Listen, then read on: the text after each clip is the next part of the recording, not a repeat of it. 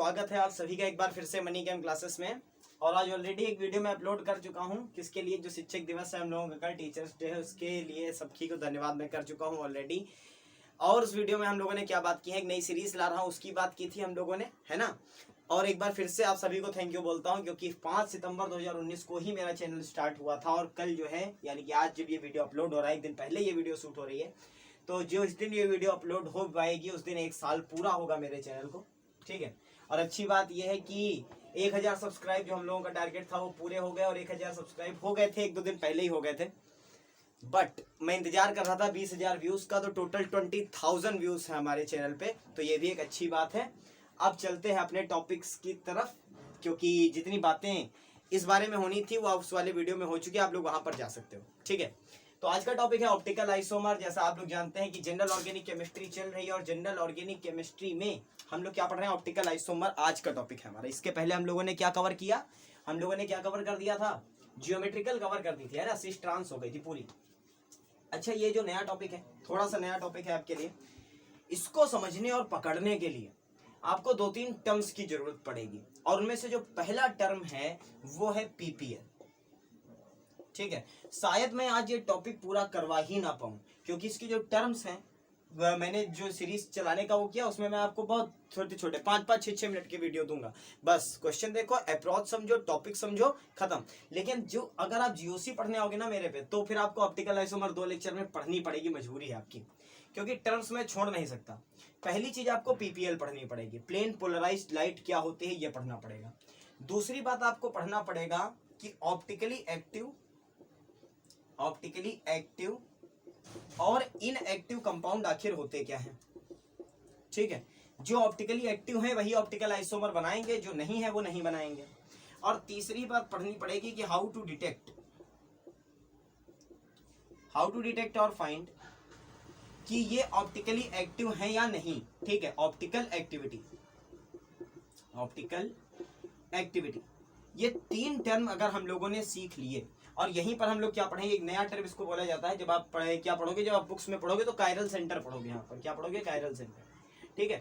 तो एक नया टर्म ये भी आपको पढ़ना है यहाँ पर। इतनी 3 चीजें हम लोग आज की वीडियो में कवर करेंगे कि पीपीएल क्या होती है, ऑप्टिकली एक्टिव या इनएक्टिव कंपाउंड क्या होते हैं, और कैसे हम लोग ऑप्टिकल एक्टिव कंपाउंड को पहचानेंगे कि ऑप्टिकली एक्टिव है या नहीं है। और जब ये पढ़ लेंगे हम लोग, तो ऑप्टिकल आइसोमर हमारे लिए क्या हो जाएगी, बिल्कुल आसान सा टॉपिक हो जाएगी। और आसान सा टॉपिक पढ़ने के लिए हम लोगों को कितने मिनट के वीडियो की जरूरत पड़ेगी, 10 या 15 मिनट के वीडियो की जरूरत पड़ेगी, ठीक है।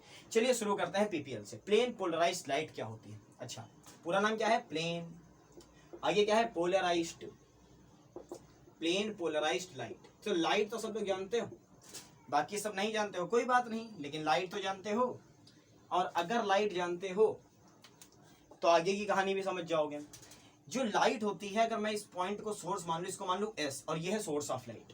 बिल्कुल शांत बैठ जाओ और समझो क्या है ये एस, सोर्स ऑफ लाइट है। तो आपको पता है कि जो लाइट होगी ना, वो हर डायरेक्शन में निकल रही होगी। यानी कि जो लाइट होगी, मोमबत्ती जलती हुई देखी, तो मोमबत्ती किसी एक ही प्लेन में लाइट देती है क्या, पूरे कमरे में रोशनी करती है ना, तो 3 डायमेंशनल होगी लाइट, ठीक है।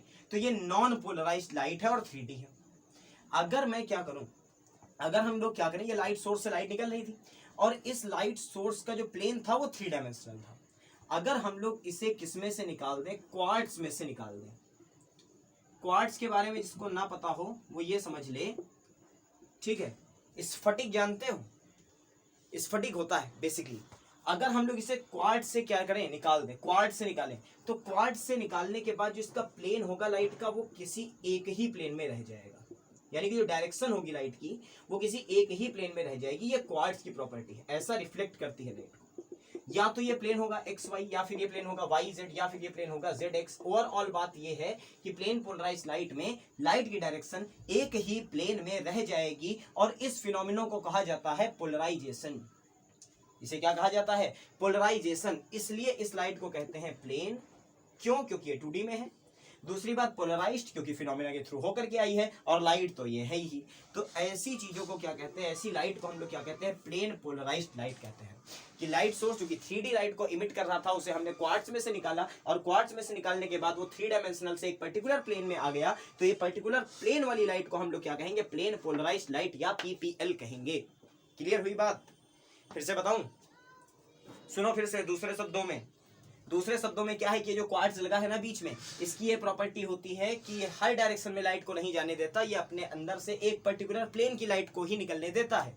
और जब वो लाइट को उसको निकल, बाकी की लाइट क्या हो जाती है, रिफ्लेक्ट हो जाती है, छितरा जाती है इधर उधर। तो जो एक पर्टिकुलर प्लेन की लाइट निकल कर बाहर आती है, उस लाइट को हम लोग क्या कहते हैं, पीपीएल कहते हैं।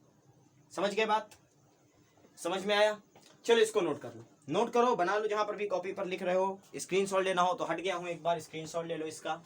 और उसके बाद में बढ़ते हैं कि what are optically active and inactive compounds. Main कहानी यहां से शुरू होती है कि अब सोचो हमारे पास में कोई एक ऑर्गेनिक कंपाउंड हो, बढ़िया सा, हम उसे एक ऑर्गेनिक सॉल्वेंट में क्या करते हैं, डिसॉल्व करते हैं। और डिसॉल्व करने के बाद हमें ये पता लगाना है कि ऑप्टिकली एक्टिव है या नहीं। तो क्या करेंगे, देखो हम लोग कोशिश ये करेंगे कि ये मान लो एक बीकर लिया बढ़िया सा, इस बीकर में हम लोगों ने क्या किया, इस बीकर में हम लोगों ने जो ऑर्गेनिक कंपाउंड था हमारा, उसका क्या भर दिया, ऑर्गेनिक कंपाउंड का सोल्यूशन बना करके भर दिया। तो लिख लो पूरी बात, सोल्यूशन ऑफ ऑर्गेनिक कंपाउंड इसके अंदर भरा हुआ है। ठीक है, यहां पे हमने क्या लगाया, एक डिटेक्टर, यहां हमने क्या लगाया, डिटेक्टर लगाया। समझना बात को ध्यान से। और डिटेक्टर लगाने के बाद हमने क्या किया, हमने यहां पर हमारे पास में एक लाइट सोर्स था, एस मींस क्या हो गया, लाइट सोर्स। ठीक है, क्या हो गया, लाइट सोर्स हो गया। और ये लाइट सोर्स 3 डायमेंशनल लाइट को इमिट कर रहा था। इस लाइट सोर्स के जस्ट सामने हम लोगों ने क्या लगा के रख दिया, क्वार्ट्ज लगा दिया ला करके। और हमें पता है कि जब क्वार्ट्ज से होकर के लाइट निकलेगी तो इस लाइट का प्लेन जो है वो एक पर्टिकुलर प्लेन में आ जाएगा, इस लाइट की जो डायरेक्शन होगी वो एक पर्टिकुलर प्लेन में आ जाएगी, यानी कि 2D नहीं रह जाएगी, क्या रह जाएगी, 3D रह जाएगी। तो ये बना अरेंजमेंट, प्रैक्टिकल का अरेंजमेंट ये बना कि हमारे पास यहाँ पर ऑर्गेनिक कंपाउंड का क्या रखा हुआ है, सोल्यूशन रखा हुआ, उसके सामने हम लोगों ने क्या लगाया है, डिटेक्टर लगाया है। उसके पहले हम लोगों ने लाइट सोर्स लगाया है, और लाइट सोर्स और ऑर्गेनिक कंपाउंड के सोल्यूशन के बीच में हमने क्या रख दिया है, ला करके क्वार्ट्ज को ला करके रख दिया है कि जब लाइट निकलेगी तो ये वाली लाइट निकल के जो आएगी ये क्या हो जाएगी, पीपीएल हो जाएगी। क्या हो जाएगी, पीपीएल हो जाएगी, प्लेन पोलराइज्ड लाइट निकल कर आएगी क्वार्ट्ज के बाहर।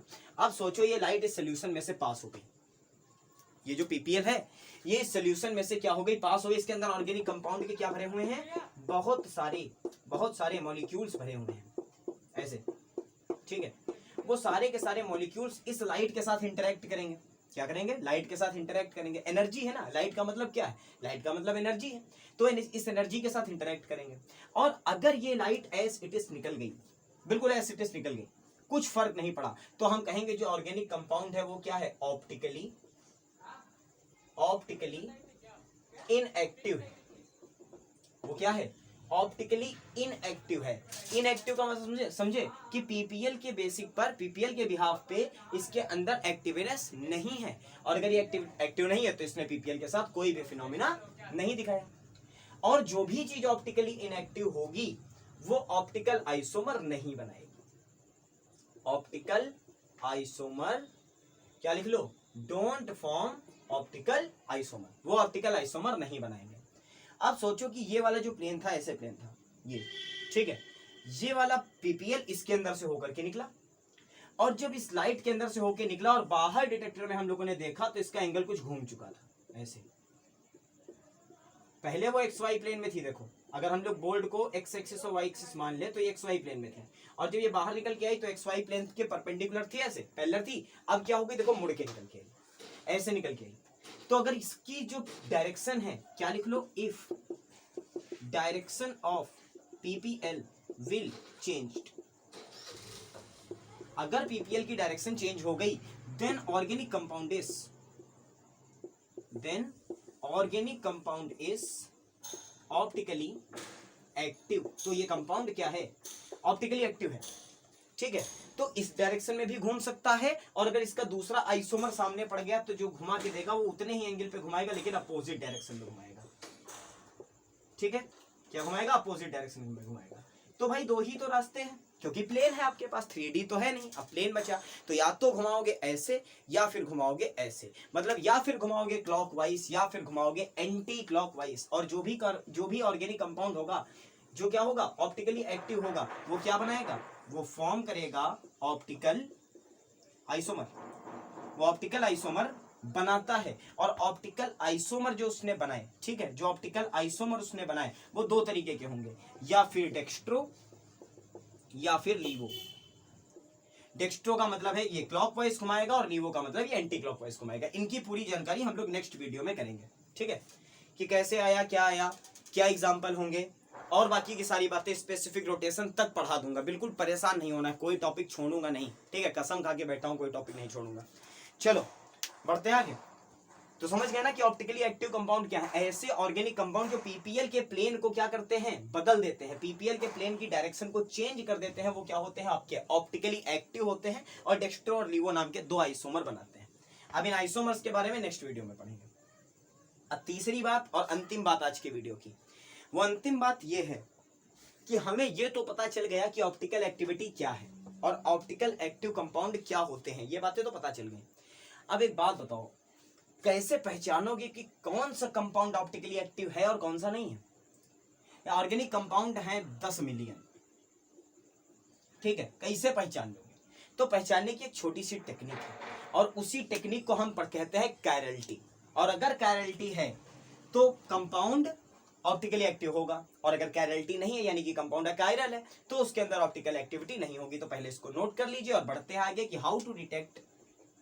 How to find optical activity. कैसे पता करें कि जो हमारा कंपाउंड है वो ऑप्टिकली एक्टिव है या नहीं है? पहले जनरल कॉन्सेप्ट बताऊंगा, फिर ट्रिक बताऊंगा, क्योंकि पहले ट्रिक बता दूंगा तो जनरल कॉन्सेप्ट तुम पढ़ोगे नहीं, अब पढ़ोगे तो समझ में तुम्हारी नहीं आएगा। शुरू करें? तो देखो, अपने दोनों हाथों को देखो, और दोनों हाथों को देखने के बाद बताओ क्या वो एक दूसरे की मिरर इमेज हैं?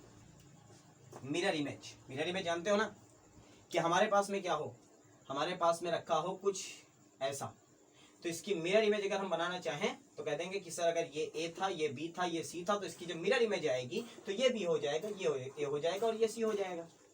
समझ गए ना बात को? ये दोनों मिरर इमेज हैं, ठीक है।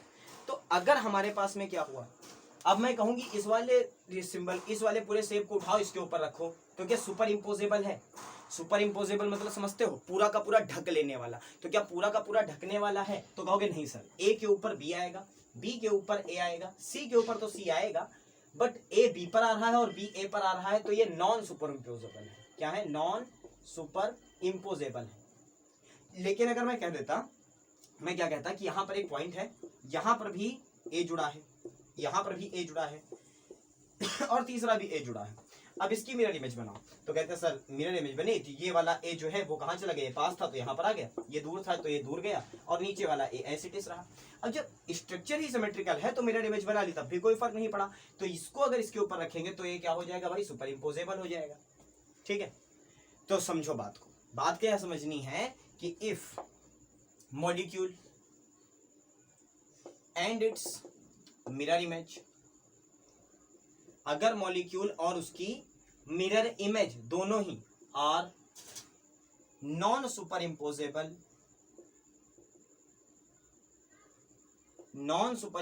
टू ईच अदर, अगर एक दूसरे के क्या है, नॉन सुपर इम्पोजेबल हैं। नॉन सुपर इम्पोजेबल का मतलब समझे, ढक नहीं पाती एक दूसरे को, तो जो कंपाउंड होगा वो ऑप्टिकली क्या होगा, एक्टिव होगा, उसके अंदर ऑप्टिकल एक्टिविटी होगी। दैट मींस वो पीपीएल के प्लेन को क्या करेगा, चेंज करेगा। आसान हो गया ना टॉपिक? अभी तक कठिन था कि कब चेंज करेगा, कब नहीं चेंज करेगा। अब इतनी बात समझ में आई कि अगर मॉलिक्यूल और उसकी मिरर इमेज एक दूसरे के, यानी कि एंसियोमर्स जिन्हें कहते हैं, ठीक है, अगर एक दूसरे के ऊपर नॉन सुपर इम्पोजेबल हैं, तो जो आपका कंपाउंड होगा वो ऑप्टिकली एक्टिव होगा और वो पीपीएल के प्लेन को बदलेगा, 100% बदलेगा, यानी कि वो डी एंड एल आइसोमर बना सकता है। दूसरी बात कि if it is super imposable, तो जाहिर सी बात है, जब अगर ऐसी कंडीशन आ गई कि एक दूसरे के ऊपर उठा के रखा, एकदम बढ़िया छाप लिया, कोई समस्या नहीं हुई, तो क्या होगा, ऑप्टिकली इनएक्टिव होगा। और ऑप्टिकली इनएक्टिव होगा मतलब पीपीएल के प्लेन को क्या करेगा, नहीं चेंज करेगा, ठीक है। प्लेन पोलराइज्ड लाइट का जो प्लेन होगा उसे बदलेगा नहीं, ना क्लॉकवाइज घुमाएगा और ना ही एंटी क्लॉकवाइज घुमाएगा, कुछ भी नहीं करेगा। ठीक है, तो ये बात समझ में आई, इतनी सी बात क्या समझ में आई कि अगर सुपर इम्पोजेबल है तो इनएक्टिव, अगर नहीं है तो एक्टिव। फिर से बोलो, सुपर इम्पोजेबल अगर है तो ऑप्टिकली इनएक्टिव, सुपर इम्पोजेबल नहीं है तो ऑप्टिकली एक्टिव। बन गई बात दिमाग में, पूरी तरीके से नोट करो, इसको नोट करो। चलते हैं आखिरी बात की तरफ आज की,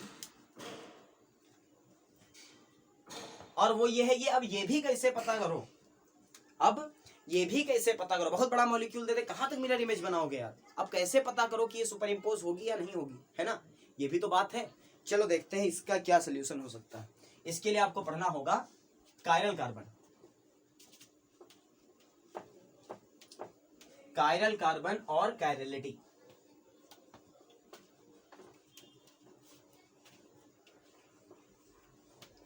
चलिए देखिए क्या पढ़ना है, कायरल कार्बन। ये क्या होता है, हम लोग पढ़ रहे हैं ऑर्गेनिक ना, जबकि ये वाली ऑप्टिकल एक्टिविटी इंटर में कोऑर्डिनेशन में भी पढ़ने को मिलेगी, लेकिन हम लोगों को क्या पढ़ना है अभी, ऑर्गेनिक की स्टीरियो पढ़ रहे हो, तो हम लोगों को सबसे ज्यादा डील किसे करना, कार्बन को। अब कार्बन कायरलिटी है क्या, कि अगर हम लोग अब तक बात कर रहे थे ऐसे किसी चीज की, ठीक है, अब मैं आपसे बात करूं कि ये है हमारा कार्बन डबल बॉन्ड कार्बन, बहुत ध्यान समझना बात को, ये है carbon double bond carbon, symmetrical group लगे हैं, एथिलीन का मॉलिक्यूल लिया, C2H2, C2H2, बनाओ मिरर इमेज, कुछ होगा क्या, C डबल बॉन्ड C, दोनों hydrogen, mirror images are superimposable, that means they are optically inactive. ये ऑप्टिकली क्या है, इनएक्टिव है, कोई फर्क नहीं पड़ने वाला यार। लेकिन अगर क्या हो, कुछ ऐसा हो कि एक कार्बन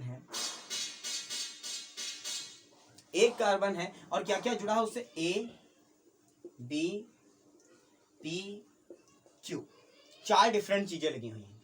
क्या लगी हुई हैं, 4 डिफरेंट चीजें लगी हुई हैं। अब अगर इसकी मिरर इमेज बनाएंगे तो आप क्लियरली कह सकते हो कि जब चारों के चारों ग्रुप डिफरेंट हैं तो इसकी जो मिरर इमेज आएगी, वो क्या होगी, नॉन सुपर इम्पोजेबल होगी। क्या होगी, नॉन सुपर इम्पोजेबल होगी, 100% तय है, क्योंकि चारों के चारों ग्रुप ही डिफरेंट हैं, तो कोई भी किसी के ऊपर अगर आएगा तो उसको फुल्ली ओवरलैप नहीं कर सकता, और अगर फुल्ली ओवरलैप नहीं किया तो मिरर इमेज पूरा ढक नहीं पाई, और पूरा ढक नहीं पाई तो non super imposable. Non superimposable का मतलब क्या हो गया कि ऑप्टिकली एक्टिव हो गया कंपाउंड, आपका क्या हो गया, एक्टिव हो गया कंपाउंड। समझ गए बात को, समझ में आया। तो इस कार्बन को बहुत ध्यान से सुनना, अंतिम लाइनें हैं वीडियो की, लास्ट का 2-3 मिनट का वीडियो बचा है। इस कार्बन को क्या कहेंगे, कायरल कार्बन। क्या कहेंगे, कायरल कार्बन। डिफिनीशन क्या होगी, बिना डिफिनीशन के कहते हो सर जी को याद नहीं डिफिनीशन, है ना, तो डिफिनीशन क्या होगी कि that carbon which is attached with 4 different groups, ठीक, वो कार्बन जो कि 4 डिफरेंट ग्रुप से अटैच होता है, और हमें पता है कि कार्बन की वैलेंसी भी कितनी है, 4 ही है, तो वो कार्बन जो 4 डिफरेंट ग्रुप्स से अटैच होता है, उस कार्बन को हम क्या कहते हैं, कायरल कार्बन कहते हैं। Is known as chiral carbon, ठीक है। जो भी कार्बन 4 डिफरेंट ग्रुप से अटैच होगा उसे हम क्या कहेंगे, कायरल कार्बन कहेंगे। अब इसकी खास बात क्या है, कायरल कार्बन पढ़ने का फायदा क्या है, कि अगर हमें कंपाउंड में, ध्यान से सुनो अंतिम एक लाइन, ठीक है, अगर हमें कंपाउंड में एक भी कायरल सेंटर मिल गया, ठीक, एक भी कायरल सेंटर मिल गया, यानी एक भी कार्बन ऐसा मिल गया जो 4 डिफरेंट चीजों से जुड़ा था, तो उसकी मिरर इमेज हमेशा नॉन सुपर इम्पोजेबल आएगी, और वो कंपाउंड ऑप्टिकली एक्टिव होगा, 100% तय है बात।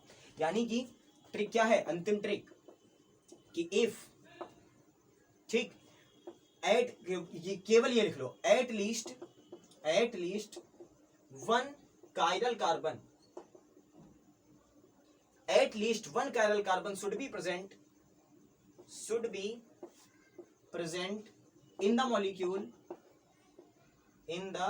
molecule for optical activity, ठीक है, कि अगर कम से कम हमारे पास में एट लीस्ट 1 कायरल सेंटर कहो या कायरल कार्बन कहो, चाहे क्या कह लो, सेंटर कह लो, कम से कम कितने कायरल सेंटर, अगर एक भी कायरल सेंटर आपको मिल गया, ज्यादा है कोई समस्या नहीं, 2 हैं 3 हैं 10 हैं 20 हैं कोई समस्या नहीं, अगर एक भी कायरल सेंटर हमें मिल गया तो 100% जब उस मॉलिक्यूल की मिरर इमेज बनाई जाएगी तो नॉन सुपर इम्पोजेबल आएगी, और जो आपका कंपाउंड होगा या जो मॉलिक्यूल होगा वो 110% क्या हो जाएगा, ऑप्टिकली एक्टिव हो जाएगा। समझ गए बात को पूरी तरीके से, कोई समस्या नहीं है ना। तो आज क्या पढ़ा, पीपीएल पढ़ा, पीपीएल का मतलब प्लेन पोलराइज्ड लाइट। दूसरी बात क्या पढ़ी कि ऑप्टिकल एक्टिविटी होती क्या है, कैसे पीपीएल के साथ में इंटरेक्ट करते हैं मॉलिक्यूल, और इस बेस पर कौन सी चीजें ऑप्टिकली एक्टिव होती हैं और कौन सी नहीं होती हैं। फिर देखा कि कैसे हम लोग पहचानेंगे कि ऑप्टिकल एक्टिव है या नहीं है, तो उसके लिए अगर हमें एक भी कायरल कार्बन मिल गया तो ऑप्टिकल एक्टिव है, अगर नहीं मिला तो ऑप्टिकली एक्टिव नहीं है। कितना आसान वीडियो था आज का, देखो कितनी देर का बना, 20 मिनट का बना, और 20 मिनट में आप पूरी बात क्या हो गए समझ गए। अब जो अगला लेक्चर आएगा उसमें हम लोग क्या करेंगे, उसमें हम लोग स्टार्ट करेंगे ऑप्टिकल आइसोमर, उनके कुछ एग्जांपल्स देखेंगे, फिर डी एंड एल के बारे में पढ़ेंगे, D isomer and L isomer के बारे में पढ़ लेंगे, फिर पढ़ेंगे स्पेसिफिक रोटेशन के बारे में, ठीक है, साथ में पढ़ेंगे रेसिमिक मिक्सचर के बारे में। यहां तक पढ़ करके हम लोग नेक्स्ट वीडियो को क्या करेंगे, क्लोज करेंगे, and then we start most important part of general organic chemistry, that is effects. Effects means inductive effect, hyperconjugation, mesomeric and कौन सा रेजोनेंस पढ़ेंगे, और लास्ट वन कौन सा अपना इलेक्ट्रोमेरिक, ठीक है। ये चारों इफेक्ट हम लोग धीरे धीरे करके पढ़ेंगे, और उसके साथ में अगर आपको रिएक्शन की अप्रोच सीखनी है तो आप कौन सी देखते रहिए, तो आप बाइनेम रिएक्शन की सीरीज को देखते रहिए, रिएक्शन की अप्रोच आपको समझ में आती रहेगी, ठीक है। इस वीडियो में फिलहाल इतना ही, बहुत बढ़िया हम लोग क्या कर रहे हैं, पढ़ रहे हैं साथ साथ, आप भी बहुत अच्छा कर रहे हो, मैं भी बहुत अच्छा तो नहीं कर रहा हूँ लेकिन ठीक ठाक तो कर ही रहा हूँ, ठीक है।